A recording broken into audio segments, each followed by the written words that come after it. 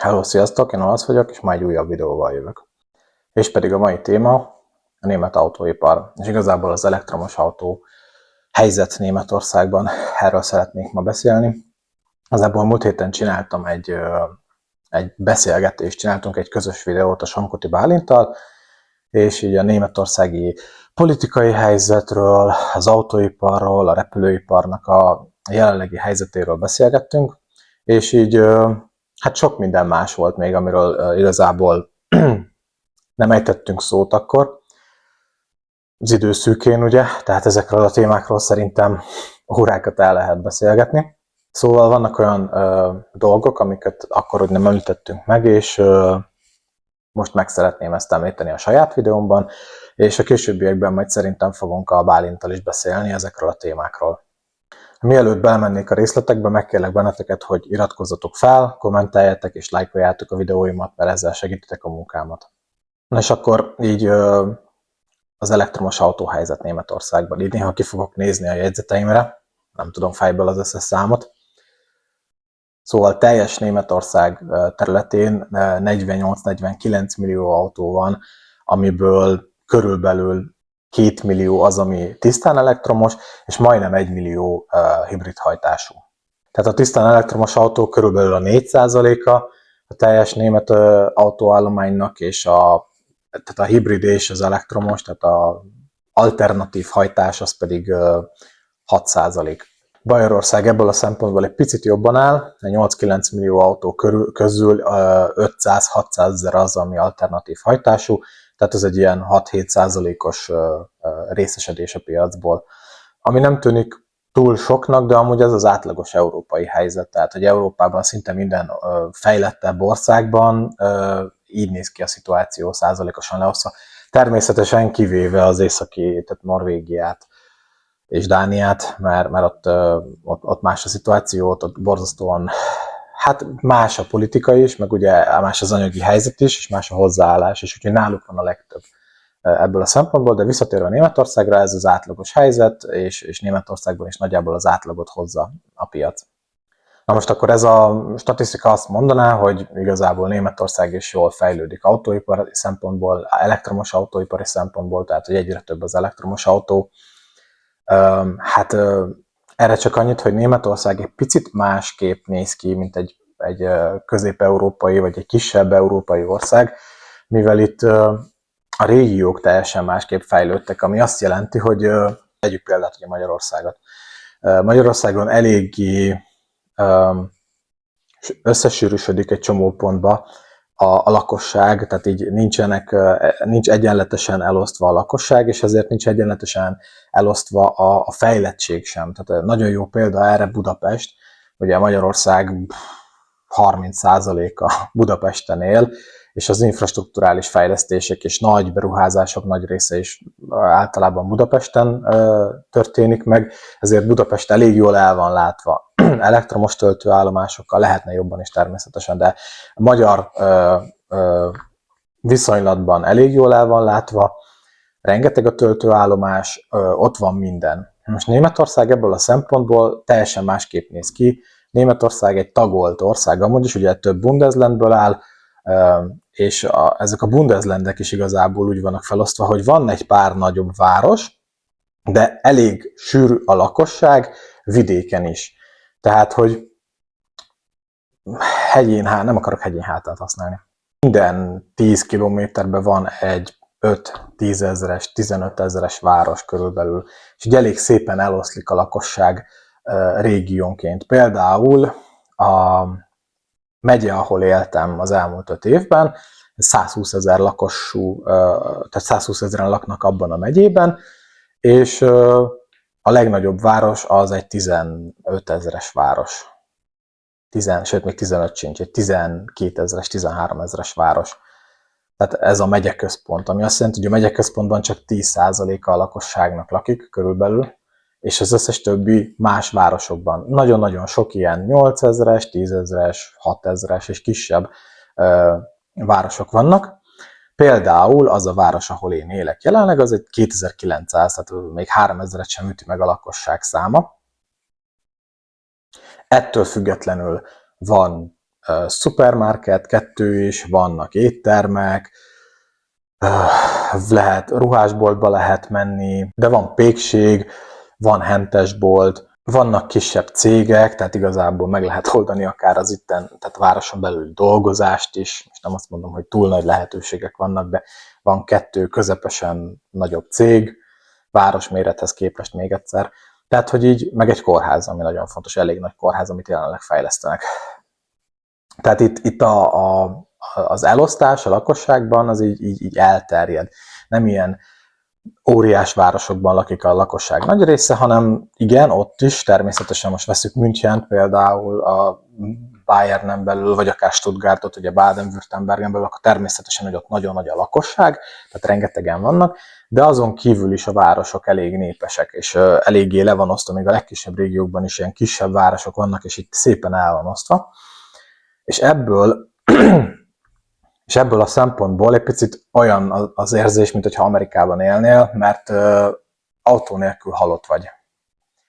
Teljesen. Tehát így el tudsz menni ide vásárolni, például a kisvárosba. Mondjuk nincs minden, tehát mondok egy példát, igazából nem szponzorálnak, vagy ilyesmi, de nem zavar, tehát így elmondhatom. Egy Netto van, meg egy Edeka, és most olyan dolgokat, amiket tudom, laktózmentes termékekben nincs nagy választék, ezért, hogyha azt szeretném, akkor el kell mennem a Kauflandba, ami 15 km-rel arrébb van, ahova van buszjárat talán, de nagyon keveset jár, vonat az pont nem arra megy, meg itt a városban nem jön be a vonat hozzánk, csak 5 km-rel arrébb, egy másik pici városban van vonat, úgyhogy muszáj autóba ülni. Vagy van egy másik nagyon jó példám, tehát a másik megyéből, ugye azt picit jobban ismerem még mindig, ahol elég hosszan éltem, hogy az egyik városban van a polgármesteri hivatal, a másikban van a bíróság. Az egyikben van olyan kórház, ahol ilyen műtéteket csinálnak, így be kell utaltasd magad, stb. A másik városban van a sürgősségi kórház például. Tehát mind a kettőben van kórház, az egyikben nincs sürgősségi. Ami vicces amúgy, hogy a megyeközpontban nincs sürgősségi. Sajnos elég sok tapasztalatom van a kórházakkal. És ezért teljes mértékben rá vagy utalva az autóra. És ugye a távok is elég hosszúak, tehát például a hozzám legközelebbi nagyobbacska város, ami 40 000-es, az Passau lenne, nekem az 35 kilométerre van, autópályán is kell mennem, tehát szükségem van egy autóra. Munkahelyen például ugye tehát heti 3-szor be kell járnom, és az is 30 kilométerre van, ráadásul az a túloldalt Ausztriában. Szóval nekem mindenképp szükségem van egy autóra, és azért éves szinten, ha nem megyünk nyaralni, meg nem túl sokat járunk Magyarországra, akkor is egy ilyen 20 000 kilométert azért járok. Na és ebből kell kiindulni, hogy sokat járnak az emberek, eléggé el van osztva minden, tehát így hosszabb távokat is kell járni, hogyha valahova akarsz menni, és szükséged van autóra mindenképp. Igazából ahány ember van a családban, annyi autó kell. Nálunk 2 van, 2-en vagyunk, a feleségemnek nyugatra kell autóznia, nem napi szinten, ő is heti 2-3-szor jár be, én meg keletre, ugyanígy 30 kilométer, tehát nekünk muszáj, hogy 2 külön autónk legyen. Igazából, amikor a feleségemnek vettük az autót, a tavaly, akkor elgondolkodtunk rajta, hogy elektromos legyen, de ő ellenezte, mert ő nem szereti az elektromos autót, igazából nincs vele tapasztalata, és fél tőle, vagy hát nem akarja ki sem próbálni egyenlőre. Amit én elfogadtam, úgyhogy így egy kis benzines autót vásároltunk neki. Na de ugye itt jön a következő probléma, hogy én, ha elektromos autót akarnék venni magamnak, akkor a töltés az egyik probléma, ugye, és a hatótáv a másik probléma. A töltést azt meg tudom oldani igazából a háznál, ahol lakom. Bérházban lakunk, van carportunk, és ott van egy 230-as töltő, tehát igazából fel tudnám tölteni hosszas töltés alatt. A munkahelyemen nincs lehetőségem tölteni, tehát adott a helyzet, jelenleg tudnék egy elektromos autót tölteni, tehát ez így megoldható, 230-ról csak, de jobb, mint a semmi, tehát itt tölthető itthon. A másik probléma ugye a hatótáv. A napi bejárásomhoz igazából nem olyan vészes, napi 60 kilométert csinálok, ez a heti 3-szor bejárok, akkor ez egy 180 kilométer hetente, ezt igazából egy teljesen átlagos elektromos autó is tudja, azt jelenti, hogy heti egy töltéssel megoldható lenne a munkába járás. Viszont mivel nekünk haza kell néha menni, ilyen-olyan családi okokból, és amúgy a nyaralást is saját autóval szoktuk megoldani, ha nem megyünk nagyon messze, tehát Olaszországba lejárni, ez egy ilyen 400-500 kilométer, azt meg szoktuk csinálni a saját autóval, és akkor itt kezdődnek az érdekességek, hogy szeretnénk, ugye, tehát a családi autóról beszélünk, hát ugye nekünk a kicsi az a feleségemnek, ilyen kis ugrálós autó, és a másik az a családi autónk, amivel vásárolni járunk, ne adja Isten, hogyha vásárolunk nagyobb dolgokat, akkor megpróbáljuk azzal hazahozni. Jelenleg egy Skoda Octavia kombin van, egy benzines. Na és a helyet, hogyha elektromos autót szeretnék vásárolni, akkor milyen lehetőségeim vannak. Ami nagyon fontos, hogy jelenleg Németországban májustól kezdődően, de már most is lehet vásárolni, csak májusban fizetik ki egy Förderungot, tehát egy támogatást kap az ember elektromos autó vásárlására. Ez fizetéstől és gyerekek számától függ, a maximum összeg, amit lehet kapni, az 6000 euró, de egy itt átlagos fizetéssel gyerekek nélkül ez ilyen 4000 eurót, körülbelül 4-4500 eurót lehet kapni, 4000 euróval számoltam, ez lenne a támogatás, ami amúgy tökéletes, hogyha kis autót akarsz vásárolni. Mondok egy példát, a Dacia-nak most amúgy is van egy 5000 eurós kedvezményes csomagja, tehát 5000 euró támogatás, ezért ha valaki most vesz Dacia Springet, akkor kap 5000 eurót a Dacia-tól, és még 4000 eurót mondjuk az államtól, és a 15 000, 14 000 eurós, azt hiszem 14 vagy 15 000 eurós Dacia Spring, az így 5-6 ezer euróért megvásárolható, ami azért már tényleg apró pénz manapság egy elektromos autóért. Igen, csak 80 lóerős, igen, pici, de például munkába járó ilyen hippi-hopi nőknek, vagy kisebb termetű férfiaknak is szerintem tökéletes. Visszatérve viszont arra, hogy nekem olyan autóra lenne szükségem, ami nagyobb, és nagyobb a hatótávja is, azt elkezdtem nézegetni a piacot, ugye autóipari dolgozóként, vagy igazából autóipari múlttal, nagyjából azért tudom, hogy miket nézhetek, és miket nem. És hát legyünk őszinték, tehát hogyha nem valami kínai vackot akarok venni, és ezzel most nem leértékelve a kínai autókat, mert szerintem a BYD például az egy nagyon jó autó, MG-t se tartom túl rossznak, bár az autószerelőn például nagyon rossz véleménnyel van az MG-kről, tehát így tapasztalatból mondta, hogy ő nem igazán foglalkozna velük. De talán az elektromos hajtású MG4-et például, vagy az MG5, az sem túl rossz autó, de azért az más kategória mégis, mint egy BYD. Az összes többiről, amiről még így szoktak említést tenni, ezeket most hagyom is, mert se tapasztalatom nincs, a német autópiacon sok nem is található meg. Például édesapám szokta mondani a Chery Tigót, de itt ez nincs is. Amúgy az, ha jól tudom, nem is elektromos, hanem hibrid, de hogy ez itt nincs. Tehát német piacon egyenlőre nem vásárolható meg, ha jól tudom. Úgyhogy ez felejtős. Úgyhogy maradnak a relatív okés európai márkák, amelyek közül lehet választani. Szóval így a modellek, amelyek közül igazából lehet választani, az a Skoda Enyaq, tehát elektromos SUV, Hyundai Ioniq 5, még esetleg a Kia EV 4, 6, attól függ, inkább 6-os.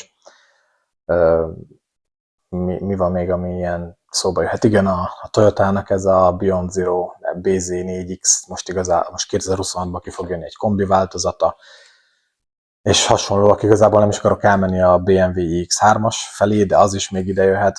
Csak az a probléma ezekkel az autókkal, hogy egy ilyen 45-50 ezer euróról indulnak az árak, és akkor ebből lejön mondjuk a 4000, ami a 10%-a, tehát így 40 ezerért mondjuk 40-45 ér tudnék venni egy vadi új elektromos családi SUV-t, aminek legalább ilyen 500 km-es hatótávja van. Az egyetlen probléma ezekkel ugye, hogy 230-ról tudom csak tölteni, és hát mondjuk, hogyha 70-80 kWh-órás akkupakja van, akkor ez ilyen 30-35 óra töltés, a full töltés. Most természetesen nem töltött fel fullra, hanem tudom én 20-ról 80-ra, tehát az is még 10-valahány óra. Igazából egy éjszaka alatt nem is töltött fel.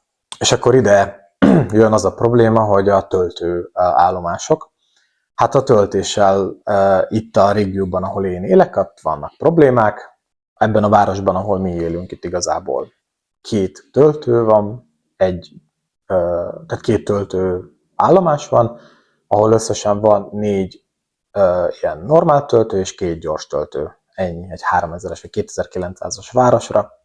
És ez a régióra is jellemző, de majd be is teszek egy képet a töltőállomásokról.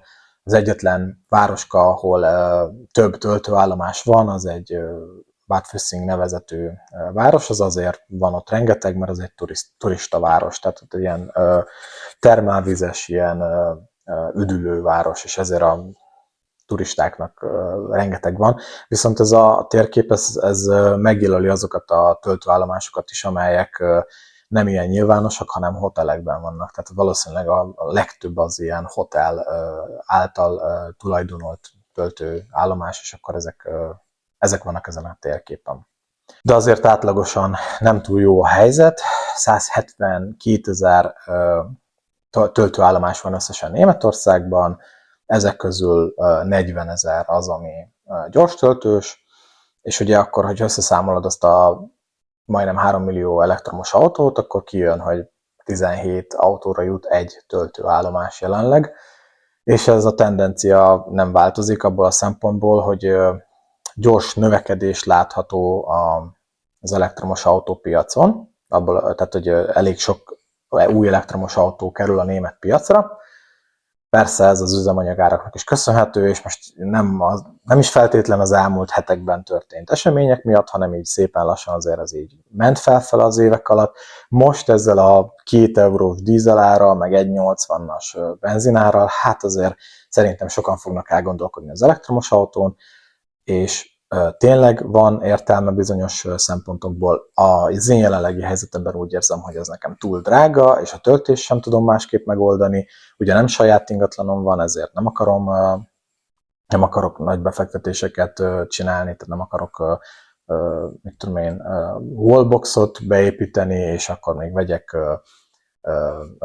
solarpaneleket, nem jut eszembe hirtelen magyarul, és ezt nem akarom, ezt az egész befektetést, mert akkor az eléggé megdobná az egésznek az árát, ezért inkább jelenleg még maradok a benzines autómnál. És ezt most nagyon el szeretném mondani, így a videó vége fele, tehát nem szeretném azt, hogy az emberek azt gondolják rólam, hogy én teljesen elektromos autó ellenes vagyok, mert nem.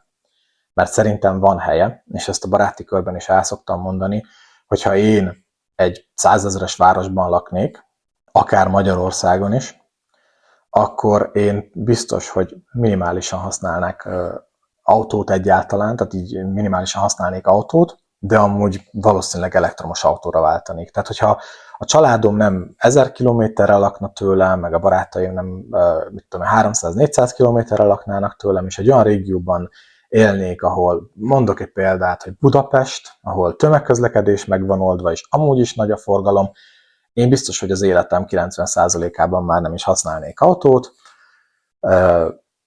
El tudnám képzelni az életemet, hogy csak tömegközlekedéssel, motorbiciklivel, e-rollerrel és a többivel közlekednék, és természetesen a vásárlásaimat azt autóval oldanám meg a kirándulásaimat is, meg ilyen hasonlóak, tehát hogy kitartanánk egy családi autót, de nem lenne 2 belőle, és lehet, hogy egy idő után elektromosat tartanánk ebből a családi autóból is. És szerintem ezt kell, hogy megértsék az emberek, hogy mindegyiknek megvan a helye. Tehát a dízelt sem szabad elengedni abból a szempontból, hogy igenis a kamionos kiszállításban, a logisztikában egyszerűen jelenleg nincs jobb megoldás, mint a dízel. A benzines autót sem szabad kiszorítani, mert az átlagember, aki nem nagyvárosban él, hanem mondjuk az agglomerációban, vagy esetleg lent vidéken, annak igenis szüksége van egy benzines autóra, mert nem mindig tudja megoldani a töltést. Azzal is kell számolni, hogy rengeteg ember van, és egyre több lesz sajnos, akik albérletben élnek, és az albérletedre nem fogod, nem tudom, feltenni a szolárpanelt, és nem fogsz wallboxot beépíteni, és nem fogod ezt fejleszteni. Tehát, hogy vannak még olyan szituációk, amikor igenis van helye a benzines autónak, és valahogy úgy kéne ezt az egészet, hogy megéljünk egymás mellett, és minden alternatív hajtásnak is. Tehát hibrid, és erről még ugye nem is nagyon beszéltem, mert az elmúlt években igazából a hibrid fele húztam, csak ugye most elgondolkodtam a teljes elektromos autón a jelenlegi üzemanyagár, meg az olajár helyzete miatt. És csak így a gondolataimat szerettem volna ezzel kapcsolatban megosztani. De hogy mindennek megvan a helye, együtt kell tudni ezekkel élni, és szerintem bizonyos helyeken igenis ki lehet tiltani a belső égésű motorokat, bizonyos helyeken nem kell vegzálni az embereket, mert nincs más jobb megoldásuk, és ezt valahogy így kéne. A politika is lássa, és így lenne jó, hogyha az emberek is látnák. És nem értek egyet azokkal az influencerekkel, Karotta, rád gondolok, akik azt mondják, hogy csak az elektromos autó a jövő, és semmi más, és minden más a szar, tehát hogy nem, szerintem mindennek van jövője, és igazából mi a garancia arra, hogy soha nem fog megtörténni a a Toyotának az a gondolata, hogy hidrogéncellás autók. Igen, tudom a technológiai háttér mögötte, és a töltés, és a többi, de az elektromos autóra sem gondoltunk úgy, mint valaha létező alternatíva, legalábbis a 2000-es évek előtt, tehát ugye volt még a Prius annak idején a hibrid meghajtással, de egy full elektromos autó, hogy majd ez kihelyettesíti az üzemanyag, a belső égésű motorokat erre nem gondoltunk, és nézd meg, hogy elég sok helyen elkezdték. Úgyhogy ez a hidrogéncellás megoldás is akár jöhet majd egy áttörés, és akkor az is lehet egy alternatíva, például a dízel helyett nagyon jó alternatíva lenne. És szerintem ezeket a technológiákat nem szabad leírni, mindegyikkel egyenesen kell haladni, tehát mindegyiket fejleszteni kell, és akkor meglátjuk, hogy melyik alakul ki, de nem feltétlen kell egyik ledominálja az összes többit. Tehát ez egy olyan kapitalista gondolkodás, hogy csak az egyik működhet. Nem, tehát bármelyik működhet, sőt együtt is működhet mindegyik. Szóval röviden összefoglalva, Németországban egyre több az elektromos autó, egyre több az alternatív hajtású autó, szükség lenne még töltőkapacitásra, valószínűleg majd az idővel ezen is fognak dolgozni. A trend az az, hogy elektromos autó az egyre nagyobb teret nyer a piacon, viszont még mindig rengetegen vannak, és a geográfiai és elhelyezkedési helyzete miatt Németországban igenis még szükség van a többi hajtásláncra is. Nagyon szépen köszönöm, hogy megnézted a videómat, iratkozz fel a csatornámra, lájkold, kommentelj, és oszd meg a videóimat, mert ezzel is segíted a tartalmak gyártását. Köszönöm szépen, ez volt a mára, sziasztok!